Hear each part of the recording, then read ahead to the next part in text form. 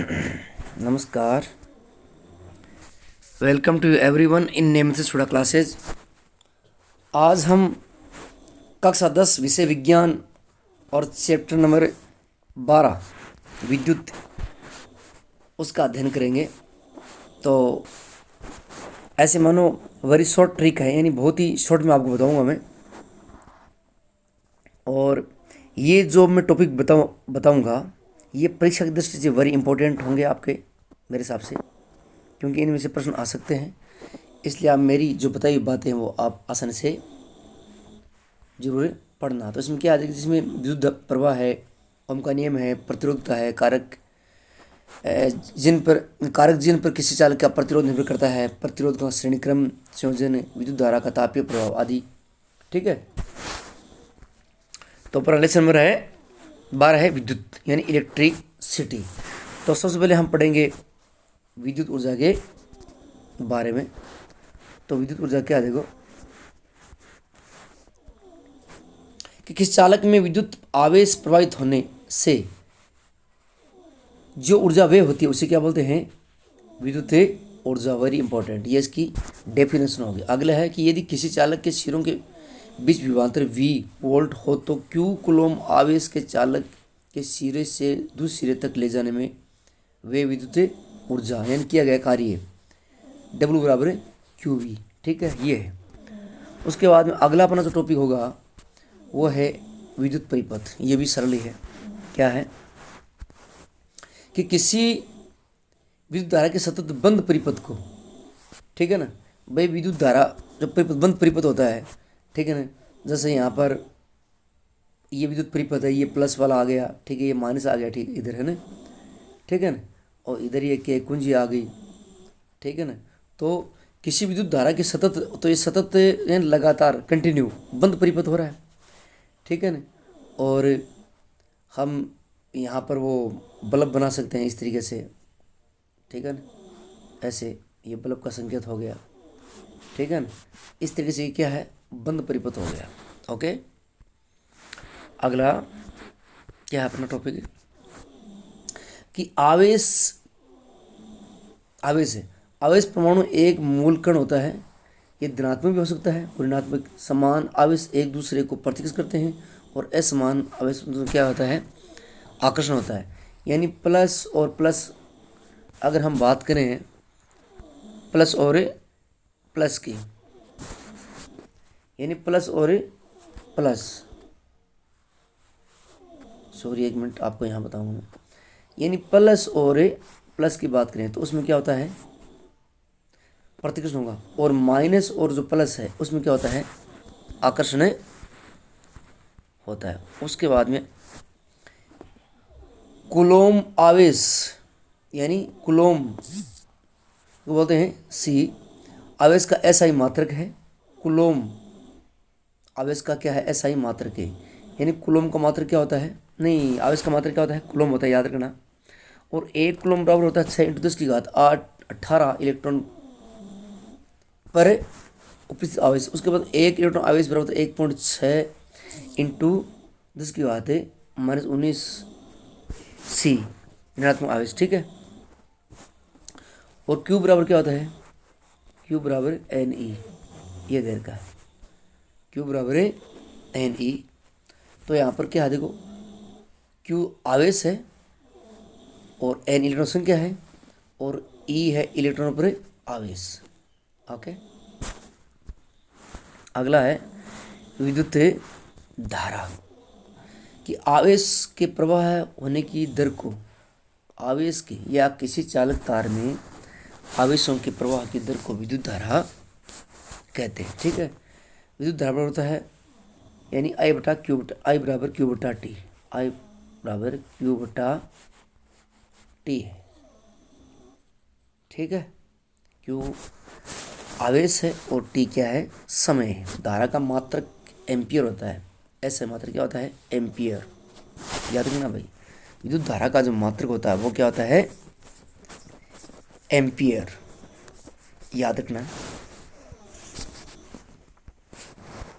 उसके बाद में क्या है कि 1 एम्पियर विद्युत धारा की रचना प्रति सेकंड एक कूलम आवेश के प्रवाह से होती है, अर्थात 1 एम्पियर बराबर 1 कूलम बटा प्रति सेकंड। अल्प परिमाण की विद्युत धारा को मिली एम्पियर 1 MA यानी मिली एम्पियर 10⁻⁻⁴ एम्पियर अथवा माइक्रो एम्पियर यानी म्यू माइक्रो, ठीक है, 10⁻⁶ एम्पियर व्यक्त करते हैं। ठीक है, तो ये तो ज़्यादा इम्पोर्टेंट नहीं है। उसके बाद में ये इम्पोर्टेंट है, 1 एम्पियर यानी 1 एम्पियर बराबर 1 कूलम, तो 1 सेकंड। उसके बाद 1 माइक्रो एम्पियर बराबर बताइए होता ही मिली एम्पियर, और 1 म्यू एम्पियर बराबर 1 माइक्रो एम्पियर 10⁻⁻⁶, इसमें 10⁻⁻³ होता है। ठीक है, ये कोई ज़्यादा इंपॉर्टेंट नहीं है, ये इंपॉर्टेंट है, वेरी इंपॉर्टेंट। विद्युत धारा का मापन, विद्युत धारा के धारा को एमीटर द्वारा मापा जाता है। एमीटर का प्रतिरोध कम होता है तथा हमेशा श्रेणी क्रम में जुड़ता। कई बार आता है वोल्टमीटर और एमीटर में अंतर बताइए। देखो एमीटर जो होता है ना, एमीटर, उससे धारा का मापन किया जाता है। या एमीटर किसे कहते हैं, अगर ये भी पूछ ले तो आपको साथ साथ में मैं आपको बता दूंगा कि वह युक्ति या वह यंत्र जिसकी सहायता से धारा का मापन किया जाता है उसे एमीटर कहते हैं। एमीटर सदैव ही परिपथ में, ये किस क्रम में लगाया जाता है, श्रेणी क्रम में। इस तरीके से ये हमेशा ही श्रेणी क्रम में लगाया जाता है। ठीक है ना। उसके बाद में है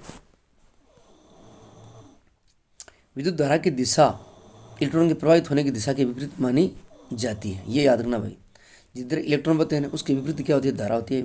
क्योंकि जिसमें विद्युत प्रघटना का सर्वप्रथम परीक्षण किया था, इलेक्ट्रॉनों के बारे में जानकारी नहीं थी, अतः विद्युत धारा के द्रव्यवेश का प्रवाह है माना गया है। ठीक है।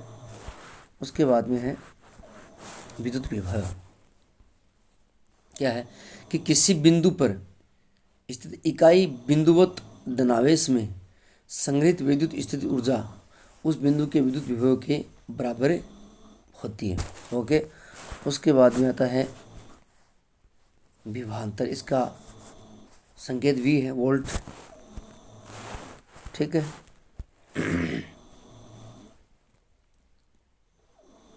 एकांक आवेश को एक बिंदु से दूसरे बिंदु तक लाने में किया गया विद्युत विभवांतर कहलाता है। याद रखना भाई, एकांक आवेश को एक बिंदु से दूसरे बिंदु तक लाने में किया गया कार्य विद्युत विभवांतर कहलाता है। विद्युत विभवांतर का मात्रक V होता है, इसका संकेत है, इसका मात्रक क्या होता है, वोल्ट होता है। क्या होता है, V से उसको हम लिखते हैं वोल्ट। ठीक है ना। अगला इसमें क्या है कि बिंदु के बीच विभवांतर V बराबर किया गया कार्य W और Q, अर्थात V बराबर W बटा Q, यानी किया गया कार्य ये है V बराबर W बटा Q, ये आता है। ठीक है। उसके बाद में है 1 वोल्ट, ये वेरी इंपॉर्टेंट। 1 वोल्ट, इसकी परिभाषा वेरी इंपॉर्टेंट, कई बार आती है कि 1 वोल्ट को परिभाषित कीजिए। 1 वोल्ट, ठीक है नहीं, 1 वोल्ट कि जब 1 कूलम आवेश को लाने के लिए 1 जूल कार्य होता है तो विभवांतर 1 वोल्ट होता है। यानी कोई 1 कूलम आवेश होता है, यानी 1 कूलम आवेश को उसको यहाँ से, है ना, को लाने में यदि 1 जूल, 1 कूलम है तो यदि 1 जूल ऊर्जा का मात्रक, ठीक है ना, वैसे कार्य का मात्रक जूल होता है, ठीक है ना, 1 जूल होता है तो उस परिपथ में विभवांतर कितना होगा, 1 वोल्ट होगा। ठीक है ना। तो 1 कूलम, उसके बाद में 1 W, उसके बाद में 1 वोल्ट, वेरी इंपॉर्टेंट है। उसके बाद में आता है वोल्ट मीटर। विभवांतर को मापने की युक्ति को वोल्ट मीटर कहते हैं। इसका प्रतिरोध ज़्यादा होता है तथा हमेशा पास रकम में जुड़ता है। पास रकम कौन सा होता है आपको बता दूं अभी मैं, ठीक है ना। जैसे ये चालक तार है और यहाँ पर हम इस तरीके से यहाँ पर ये क्या लगाते हैं, वोल्ट मीटर लगाते हैं। ये है श्रेणी क्रम, नहीं वो बोलते हैं पार्श्व क्रम, समांतर क्रम। ठीक है। ये पास रकम में हमेशा पास रकम में लगाया जाता है, याद रखना। और भी वोल्ट मीटर किसे कहते हैं? किसी विद्युत परिपथ में विद्युत धारा का जो विभव यानी विभवांतर मापा जाता है उसको बोलते हैं वोल्ट मीटर। उसके बाद में अगला क्या है? सेल है।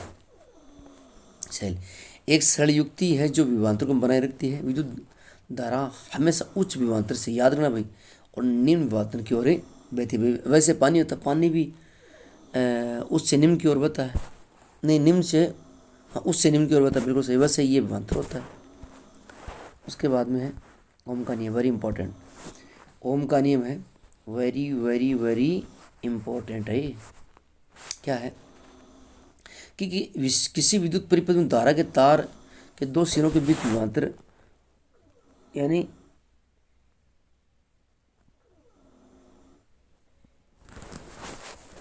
किसी विद्युत परिपथ में धातु के तार के दो सिरों के बीच से विभवांतर उसमें प्रवाहित होने वाली विद्युत धारा के समानुपाती होती है, परंतु तार का तापमान समान रखना चाहिए। इसे ओम का नियम कहते हैं। ठीक है ना? ये इसकी परिभाषा ऐसे ही है। यदि किसी चालक तार की भौतिक अवस्था से यथा ताप और दाब यदि स्थिर रहे तो चालक तार के सिरों पर उत्पन्न विभवांतर है वो धारा के क्या होता है? समानुपाती होता है।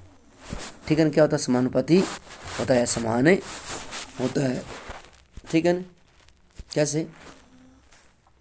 तो इसमें थोड़ा नियम मैं बताऊँगा। वी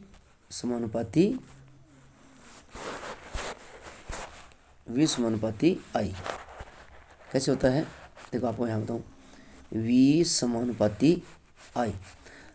ठीक है ना? अब समानुपातिक चिन्ह है, यदि हम उसको उठाएंगे, ठीक है ना, इसको उठाएंगे, किसको उठाएंगे? इसको, तो यहाँ पर आर प्रतिरोध आ जाएगा। क्या आ जाएगा? आर प्रतिरोध, यानी वी बराबर, हम यहाँ पर आर आई भी लिख सकते हैं, कोई दिक्कत नहीं है। ठीक है ना? तो क्या हो जाएगा यहाँ पर? वी बराबर आई आर, समानुपातिक चिन्ह है वो उठा दिया, तो आर एक चालक का प्रतिरोध है, आई धारा है, वी विभवांतर है। ठीक है ना? तो ये ओम का नियम कि किसी विद्युत परिपथ में धारा के तार के जो सिर होते हैं उसके बीच उत्पन्न विभवांतर और उसमें प्रवाहित होने वाली धारा जो होती है वो किसकी होती है? उस विभवांतर के समानुपाती होती है। ठीक है? ये है ओम का नियम। उसके बाद आर नियतांक जैसे क्या करते हैं? चालक तार का प्रतिरोध करते हैं। अब प्रतिरोध के बारे में पढ़ लेंगे। प्रतिरोध किसे कहते हैं? ये चालक का वह गुण है जिसके कारण वह प्रवाहित होने वाली धारा का क्या करता है? विरोध करता है। यानी प्रतिरोध किसे कहते हैं? यानी विद्युत परिपथ में जो धारा का प्रतिरोध करता है, जो धारा का विरोध करता है उसे प्रतिरोध कहते हैं। प्रतिरोध ऐसे मात्र ओम है। इसे ग्रीक भाषा के शब्द यानी इस तरीके से, यानी ये ग्रीक भाषा का एक ये शब्द है इस तरीके का, इसे हम निरूपित करते हैं ओम के नियमानुसार। ठीक है कि आर बराबर क्या होता है? वी बटा आई, ये होता है। ठीक है ना?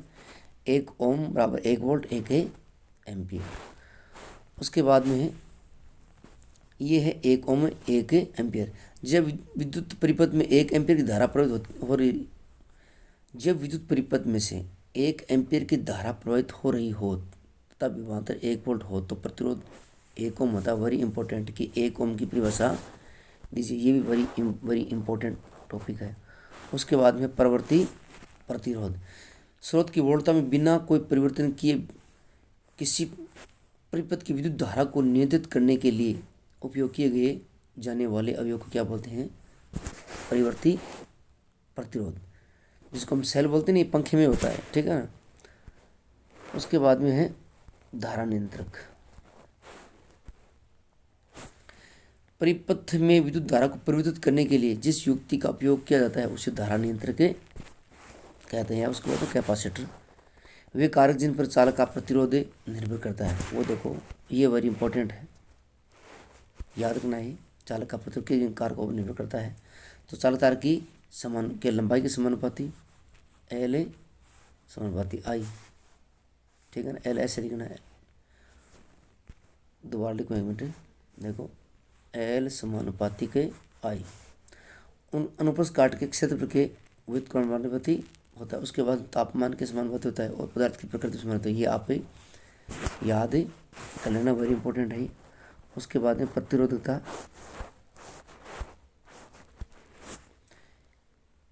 1 मीटर भुजा वाले घन के विपरीत फलकों में से धारा गुजरने पर जो प्रतिरोध उत्पन्न होता है वह प्रतिरोधकता कहलाता है। इसका ऐसा है मात्रा के ओम गुणा मीटर होता है। क्या होता है? ओम गुणा मीटर। इस तरीके से हम हिंदी में लिख सकते हैं उसको, ओम गुणा मीटर। ठीक है, ओम गुणा मीटर ये होता है प्रतिरोधकता का मात्रक, याद रखना, ओम गुणा मीटर। ठीक है, प्रतिरोधकता चालक की लंबाई व अनुप्रस्थ काट के क्षेत्रफल के साथ नहीं बदलता, परंतु तापमान के साथ परिवर्तित होता है। ठीक है ना, जो जो तापमान बदलता है वैसे वैसे। उसके बाद में है अगला, धातुओं व मिश्र धातुओं का प्रतिरोध परिसर 10 की घात -8 -10 की घात -8 और -10 की घात -6 ओमीटर होता है। ठीक है, मिश्र धातुओं की प्रतिरोधकता उनकी अवयवीय धातु से अधिक होती है। मिश्र धातुओं का उच्च तापमान पर शीघ्र ही उपचयन नहीं होता है, अतः इनका उपयोग तापमान युक्तियों में किया जाता है, उसका ऑक्सीकरण नहीं होता है। ठीक है, उसके बाद में देखो क्या दे रखा है, तांबा एल्युमिनियम का उपयोग विद्युत संचरण के लिए होता है क्योंकि उनकी प्रतिरोधकता कम होती है। अब तांबे का उपयोग होता है विद्युत लाइनों में क्यों किया जाता है? क्योंकि इसका प्रतिरोध कम होने के कारण इसका उपयोग किया जाता है। अगला प्रश्न है प्रतिरोधकों का संयोजन। जब 2 या 3 प्रतिरोध को एक सिरे से दूसरा सिरा मिलाकर जोड़ा जाता है तो संयोजन का श्रेणीक्रम संयोजन कहलाता है। तो श्रेणीक्रम संयोजन का आगे देर क्या है, देखो क्या होता है, R1 सीधा आया था R1। ठीक है ना, ये R से लिखा नहीं, कुछ जरूरत नहीं है, यानी R ऐसे लिख सकते हैं हम, या N लिख सकते हैं, वो कोई दिक्कत नहीं होता है। R1 + R2 बड़ा प्रत्येक प्रतिरोध में एक समान धारा पर, इसमें धारा का मान समान होता है तथा कुल विभवांतर व्यक्तिगत प्रतिरोध के विभवांतर का योग होता है। देखो इसका दीर्घ है आपकी बुक में पूरी में क्या है कि V बराबर V1 + V2 + V3। ठीक है ना, इसमें धारा का मान समान रहता है। ठीक है ना, और विभवांतर का मान क्या होता है, अलग अलग होता है, याद रखना। ठीक है ना, हम ओम के नियम से हमें पता है कि V बराबर IR होता है। क्या होता है? V बराबर IR। तो इसमें प्रत्येक मान रख दिया हमने, जैसे V1 है, V1 बराबर IR1 रख दिया, IR1, V2 बराबर IR2 रख दिया, V3 बराबर IR3 रख दिया। ठीक है, उसके बाद में V1 + V2 + V3 इनको तीनों को जोड़ देंगे। ठीक है, जोड़ने के बाद हमने I इसमें देखो कॉमन ले लिया, I कॉमन ले लिया, I कॉमन लेंगे तो V बराबर IR1 + R2 + R3। ठीक है, V1 + V2 + V3 बराबर V। अब ये है ना, ये V इसके बराबर है पूरे का ये, और V बराबर IR होता है, तो V बराबर IR होता है। तो देखो इसमें क्या होगा, IR है यहाँ पर, और उसके बाद में यहाँ पर आगे I है ना, ये वाली। ठीक है, तो I से I कैंसिल हो जाएगा। ठीक है ना, उसके बाद में क्या बच गया, कैंसिल होते ही ये कोष्टक हट गया और R बराबर R1 + R2 + R3 ये है प्रतिरोध का श्रेणीक्रम संयोजन। अतः एक तुल्य प्रतिरोध सबसे व्यक्तिगत प्रतिरोध से बड़ा है।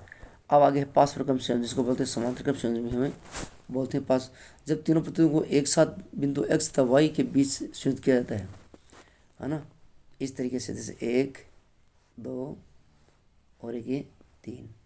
ठीक है ना, इस तरीके से ऐसे। ठीक है ना, तो ये जो संयोजन है प्रतिरोधकों का, ठीक है ना, तो इसको हम बोलते हैं श्रेणीक्रम संयोजन। उसके बाद में क्या है कि पारस्परिक में प्रत्येक प्रतिरोध के सिरों पर विभवांतर उपयोग किए गए विभवांतर के बराबर होता है, अतः कुल धारा प्रत्येक व्यक्तिगत प्रतिरोध में कुल गुजरने वाली धाराओं में योग के बराबर होता है। इसका मतलब इसमें धारा का मान है वो बदलता है और उसमें धारा का मान समान रहता है, ये I1 + I2 + I3। ठीक है ना, और विभवांतर का मान इसमें बदलता है नहीं। जैसे V बराबर IR, इसमें यह लगेगा सूत्र, तो V बराबर आई R1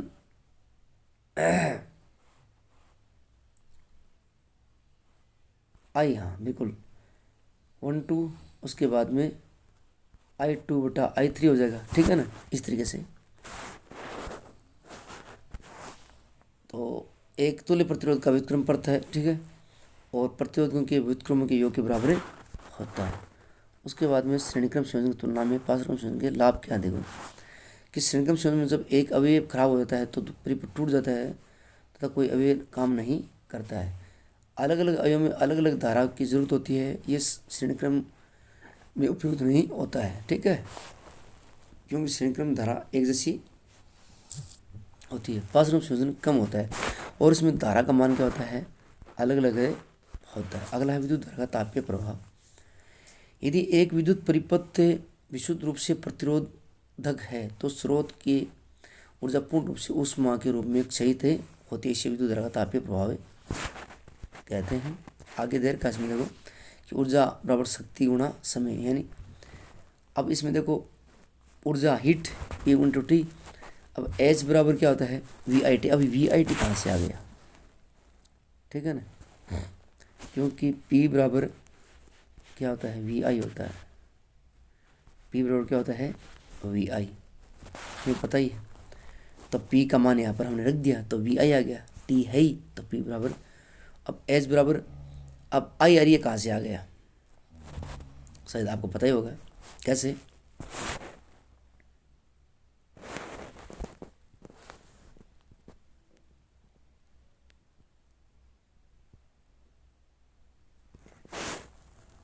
और क्या होगा V बराबर IR होता ही है ना, तो इसमें ये I² आ गया, क्यों I 2 हो गई ना, तो H बराबर क्या हो जाएगा, H बराबर I² RT। ये वेरी इंपॉर्टेंट है, परीक्षा में आएगा पक्का। H बराबर ऊष्मा ऊर्जा और अतः ऊष्मा उत्पन्न ऊर्जा कितनी होगी, ये होगी I² RT। अब आगे जूल का तापन नियम, वेरी वेरी इंपॉर्टेंट, ये परीक्षा में 100% आएगा ये जूल का तापन नियम, कि किसी प्रतिरोध में उत्पन्न ऊष्मा विद्युत धारा के वर्ग के समानुपाती होती है, प्रतिरोध के समानुपाती होती है, विद्युत धारा के प्रभावित होने वाले समय के समानुपाती होती है, और तापमान पर जो आधारित है वो क्या है, देखो ये याद करना तीनों पॉइंट ही, ये वेरी वेरी इंपॉर्टेंट है, वेरी इंपॉर्टेंट, ठीक है। अब तापन प्रभाव हीटर प्रेस आदि में वांछनीय होता है, परंतु कंप्यूटर मोबाइल आदि में ये नहीं होता है, क्योंकि प्रेस जब गर्म होती है तभी हीटर काम करता है। विद्युत बल्ब में अधिकांश शक्ति ऊष्मा के रूप में प्रकट होती है, ठीक है ना। उसके बाद में है विद्युत बल्ब का तंतु टंगस्टन का बना होता है, याद रखना भाई, विद्युत बल्ब का तंतु टंगस्टन का बना होता है, क्योंकि इसका जो गलनांक होता है ये उच्च तापमान पर उपसेचित नहीं होता है, उसका गलनांक उच्च होता है, इसका गलनांक होता है 3380 डिग्री सेंटीग्रेड, ठीक है। बल्ब में रासायनिक दृष्टि से एक्रिय नाइट्रोजन तो आर्गन गैस होती है, ये याद रखना भाई, एक्रिय गैस तो सक्रिय नहीं होती है, जिसका अष्टक पूर्ण होता है। आर्गन गैस कौन सी गैस होती है, आर्गन, ठीक है ना, या ऑर्गन इसको बोलते हैं, ऑर्गन गैस बड़ी होती है, हल्की होती है बहुत ज़्यादा।